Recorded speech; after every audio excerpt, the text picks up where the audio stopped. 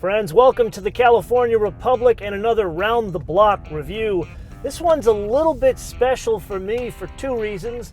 Number one, we're driving the Mazda CX-9 crossover, so I decided to wear my Mazda SEMA 2012 shirt.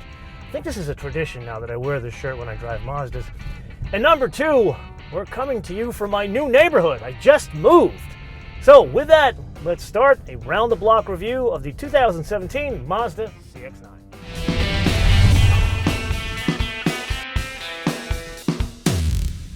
So a couple of things as we get started here. I wanted to take a look at this one as part of our new Round the Block series because I spent, a day driving this thing up in Northern California, San Francisco, and there was a couple of things that I liked a lot about it, and there was one thing, really two things, I didn't like that much about it. So what I wanted to do was get the car around town and drive it around town, not like some of those roads we did north of San Francisco, like use it as I would normally use it for a vehicle or really a place like this where someone would drive this car every day. But here's the thing that changed. Like, I booked these cars like 2-3 months in advance. So I was like, okay, I'm just going to book it and use it as normal, like to and from the studio, that kind of stuff. But in between the time that I booked it and the time the car actually came, I found a place and moved. So the timing of having this was incredibly fortuitous because, number one, it's an SUV, and number two, it really put to test one of the biggest things that I kind of had a problem with, and that was the way in which this thing develops power. So we are just getting to El Porto of Manhattan Beach here, so let's go down here and I'll show you some of the alleyways. This is like North Manhattan Beach. As you can see, there's the beach, hence they call it Manhattan Beach. So we're going to go into this little alleyway here, and you can kind of see what's going on back here.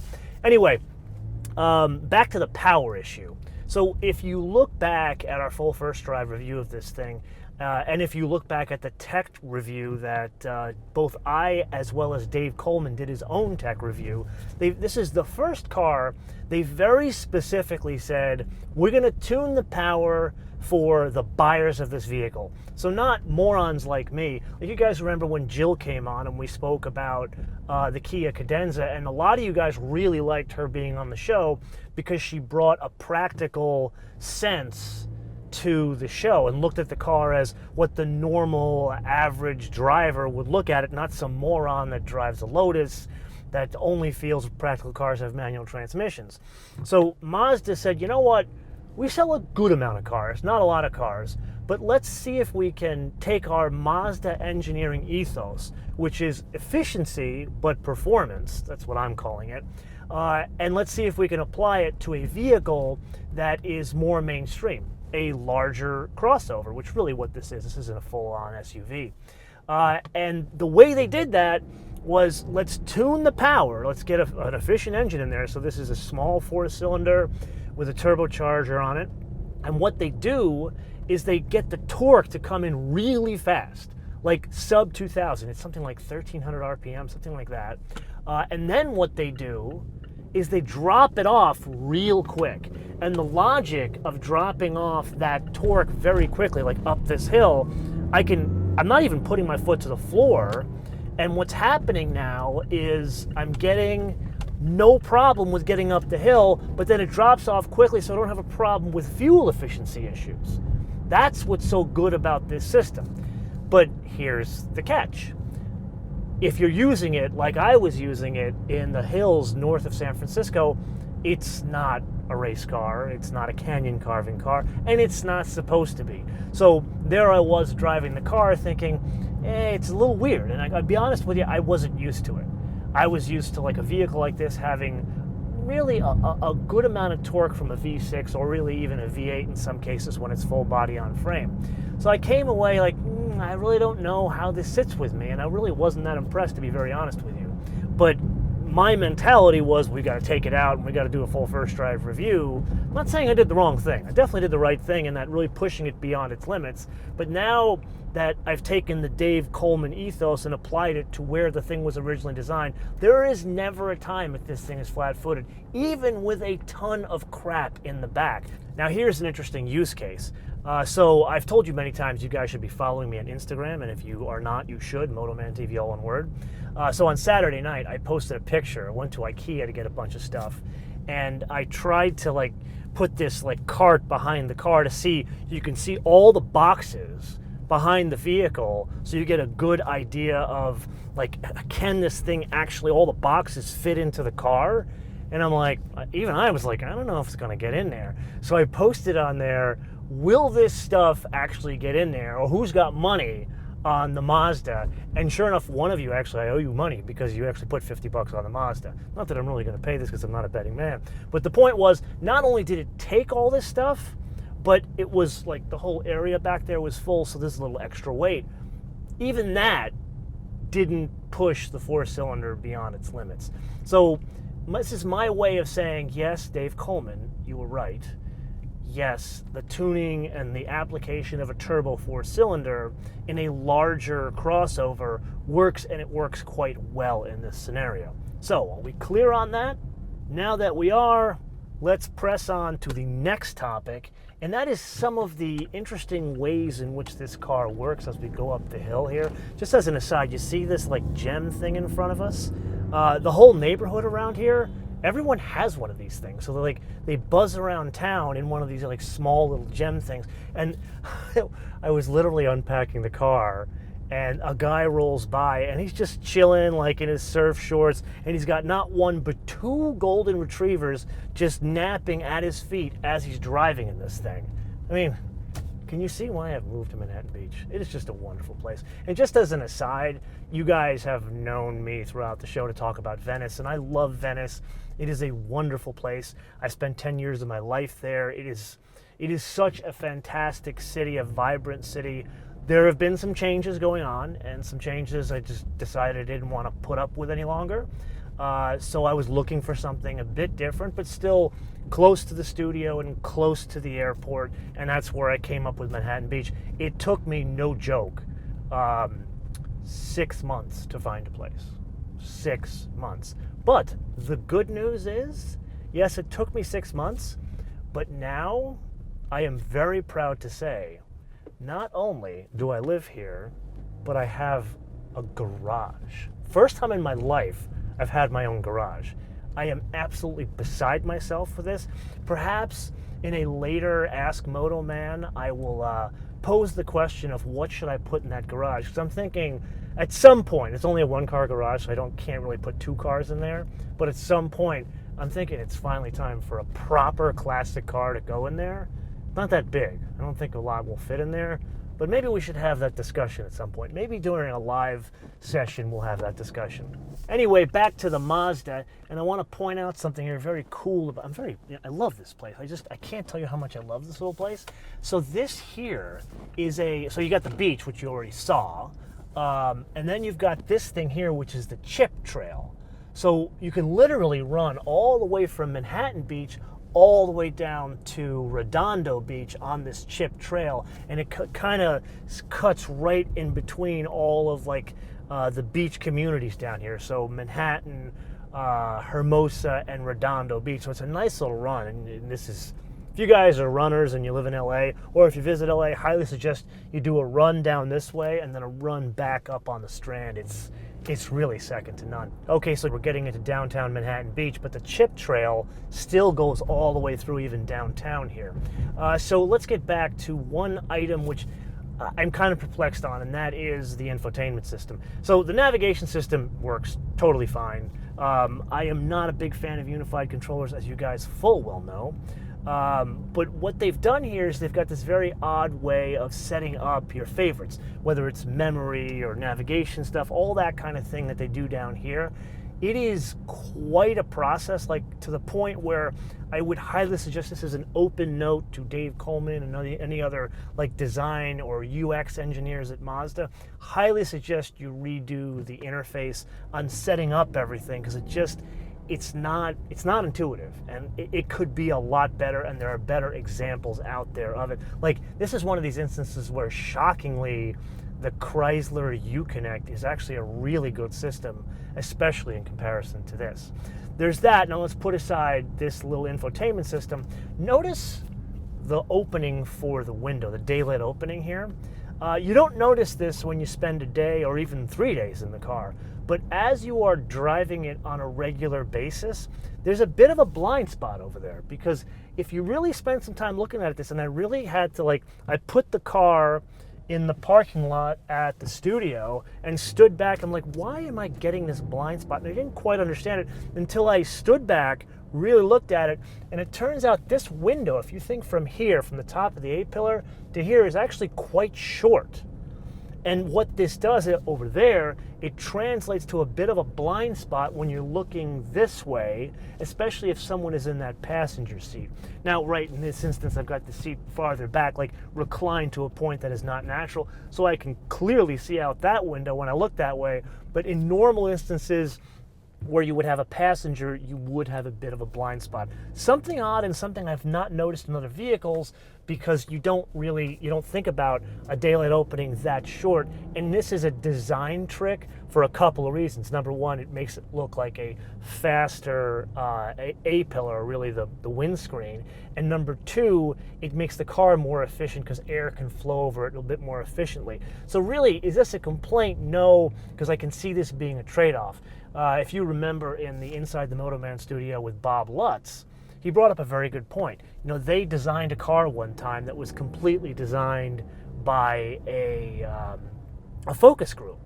And when they took all the information and changed the car, I think it was like an early derivation of an Impala when he was first back at General Motors, it got to the point where you looked at the car and it was just terrible.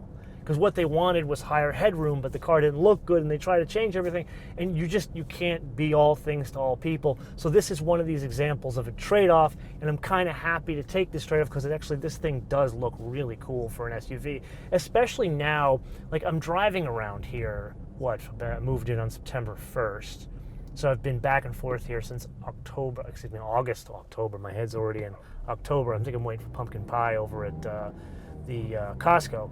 Anyway, I'm driving this SUV, and it gets a lot of attention here in Manhattan Beach, but it's like against a BMW X5 or an Audi Q7, and I gotta tell you, this is a prettier vehicle than those, and it's 20 grand cheaper, at least 30 grand cheaper than that Q7 you and I drove.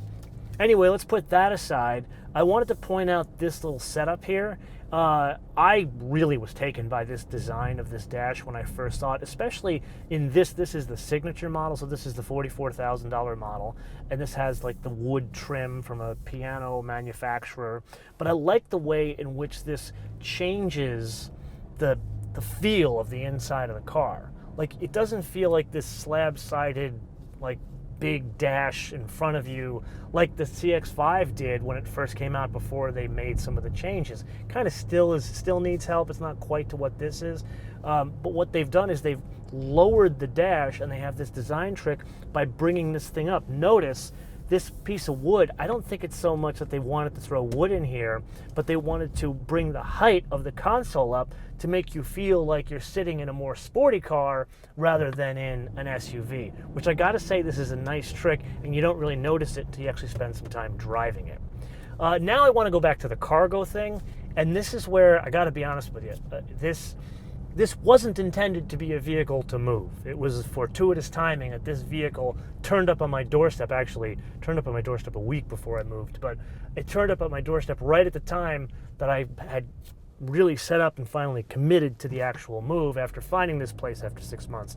And I am stunned how much stuff fit in the back of this thing. Like, absolutely stunned. I thought for sure, like, I've got friends with very big trucks, that like Tahoe-sized trucks or pickup trucks.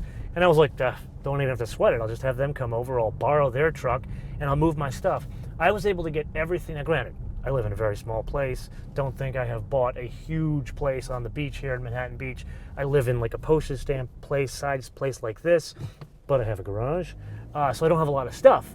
But even with my minimal amount of stuff, like I've got like collectibles and that kind of stuff, all of it fit in, I want to say, four trips completely in the back of this vehicle. And you saw what went in the back of the vehicle if you go to the Instagram and see what I put behind the vehicle. So it was like big boxes, and I didn't even have to put that much anything from IKEA in the front seat. There was that much room in the back, which is surprising because I've had instances where these vehicles, either the way it's designed in the back, there's just no way to get like a large box in it because there's some sort of protrusion. In this case, what they've done, the third row and the second row folds completely flat, so you could put 2x4s in there. Anyway, we're coming to the end of the chip trail here. Just down there is Redondo Beach, so this is like the last point we can make a U-turn. So let's turn around, head back up to Manhattan Beach. And there's just like one more point I want to cover with you guys about this thing. When we first drove this thing up in San Francisco, I was kind of taken by the build quality. And not so much, this is a fancy one. If you, of course, expect this one to be nice, right? It is even better for what they're asking for, which is the 44, and this is like Napa leather here. I love the color combo of this. Normally I'm not a gray guy, but the way this gray, it's got a lot of flop to it, very much a design term. I mean, there's like a depth to it with a little bit of metallic in it, and it gives this almost like a liquid finish to it. Very high gloss, but still there's a deepness that you would get in a satin finish. It's very odd. That combined with this like reddish, brownish, like, I don't even know what that color you would specifically call it, but it really nicely works on this very fancy signature model. But here's the point. Like, I took a look at a lesser model, and it still has this finish, or this finish, or this finish, and I'm kind of taken, as I was back in San Francisco, that the base one was 32 grand. And 32 grand with this kind of finish, you go and look at some other cars out there, they're nowhere near this in terms of the build quality that this thing has, which I'm kind of taken by. And this is something Mazda, I think they've spent a lot of time working on, because if you look at like an older Mazda 6, they don't hold up as well as some other cars. But now I think they've spent a lot of time, and I don't mean like reliability, I mean they just don't look that great after 5 or 6 years. I'm willing to bet money that this will actually look a lot better after 5 or 6 years. Now, there was something else along those lines I wanted to bring up, but of course I completely forgot it as I'm driving down the road here. So let's press on to two more things. Number one, wanted to give you an update for something coming up later this week. For the first time ever, I am going to the Miami Auto Show. So we're going to be there at Fly on Thursday night. We're going to go to 2 reveals throughout 2 days. So they're both Nissan reveals. I can't tell you what they are. I know what they are. I can't tell you what they are. So keep an eye out for 2 world premiere reveal films from Miami. And I'm also probably going to do a Facebook Live on Saturday from the Miami Auto Show. Keep an eye on Twitter or Facebook, MotoManTV, all one word, MotoManTV, all one word, Facebook, Twitter, and Instagram. I'll probably post it on Facebook and Twitter in terms of the exact time of that Facebook Live, so make sure you join us there. And a lot of you guys are starting to join us on Facebook Live, more so, sadly, than on Periscope. So I'm going to start doing more Facebook Lives with you guys because you guys seem to really enjoy that. And I enjoy it as well, just as an aside here. Got a nice little Ford Thunderbird. Actually, there's a couple of them around the neighborhood. I also want to point out that there are more car guys in this neighborhood. You know, I lived in Venice. I love Venice. And where I lived specifically in Venice, there was me, there was Matt DeAndrea from CarCast, Christian from Motor Trend, and Jonathan from Autoblog. We all lived on the same block, so it looked like a group of drug dealers lived there because of the cars switch every week. Here, it's all like proper like car owners. Like the guy across the street from me, he's got this cool B5 Audi S4. He's got a shoebox M Coupe. Another neighbor of mine's got a 911, it's a 991 convertible. And then there's another guy with I think an RS7. And this is all just on one block, man. I didn't have this living in Venice. I think I'm going to like it here.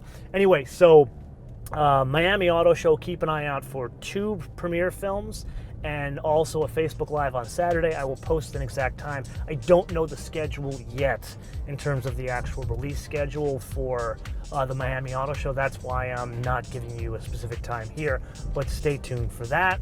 And with that, and this gives you a really good view of the chip trail over here. Anyway, with that, I want to leave you guys with a question here. And the question is, I want you to take a guess on what the reveals are going to be at the Miami Auto Show. So what is Nissan's going to be 2 reveals? I'll even give you a hint. One of them is an SUV. One of them is not an SUV. I'll even go so far as to saying one of them, something tells me they've been reading the comments you leave. And that's all I'm going to say. So take a guess in the comments below. And you know what? Let me know what car you drive, because something tells me some of you drive an older version of this vehicle. Yet another hint. Usually I never give you hints on this kind of stuff. Anyway, let me know in the comments below or via our social media, MotoManTV all in word, MotoManTV all in word, Facebook, Twitter, and Instagram. And with that, I want to leave you with two things. Make sure you download our fancy new mobile application, which has been updated, and you are going to be seeing a behind the scenes of the people who actually did the development for me, people I used to work with back when I was in mobile technology. And number two, a fun fact, and I'm going to give you the fun fact about my new hometown, Manhattan Beach, which is where we're getting into the downtown again. This entire city of Manhattan Beach is a total of 3 square miles. And with that, until I see you from Florida, Miami, hopefully with no mosquitoes, bis später.